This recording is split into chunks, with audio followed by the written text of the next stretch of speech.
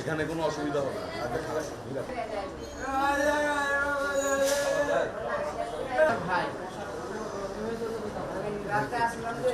খাবার মান খুব কম, বুঝছেন, যে একটা কলা তারপর দুধ দেয় না রুগীরে, বুঝছেন, আমরা বাইরে থেকে কিনে নিয়ে খাওয়াইতে হয়। আর তরকারি দেয় একটু, এক চামচ তরকারি দেয়, খাওয়া যায় না। সরকারি যে আমাদের খাবার বরাদ্দ ওটুকুই আমরা দিই। সরকারি কি রেট, কি বরাদ্দ? স্যার ওই যে সকালে নাস্তা রুটি, কয় পিস রুটি? Sir 4 piece sir. 4 পিস দেন, 1 পিস দেন? স্যার ওখানে দেখছি স্যার 4 পিস। ওখানে 4 পিস দিচ্ছি, আপনার কয় পিস দেন? 4 পিস। একটা কলা, একটা ডিম। জি, আজকে একটু বড়ই দিছে, নাহলে ছোট ছোট। হ্যাঁ, শুধু ছোলা রুগী খায় কোন হাতে? এখানে কয়জন পেশেন্ট এই রোগে? বেডও 7টা। জি স্যার, বেড। আপনার কি ফুল অ্যাকোমোডেশন ফুল? আমার স্যার 400 বেড, আমরা স্যার 360টার মতো চালু করে রাখছি স্যার। 360টা। জি স্যার।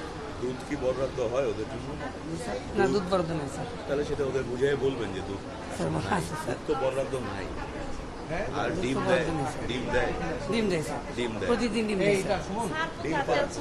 এখানে বসে, এখানে স্যারকে বলো। স্যার আমাদের বর্তমানে যাই সার ফুটা তেল চুরা। স্যার একটাই সমস্যা হচ্ছে এখন, সেটা হচ্ছে তেলাপোকার ছাড় পাবে, এটা স্যার পাচ্ছি।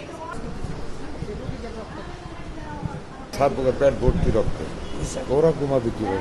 জি স্যার, জি স্যার। 1.5 মাস তো দীর্ঘ সময়, আপনি 1.5 মাস ধরে জানেন, দেখতেছেন। দেড় ধরে স্যার আমি গতকালও খবর দিয়েছি স্যার, তারা এখনো আমার সঙ্গে দেখা করেনি স্যার। কে?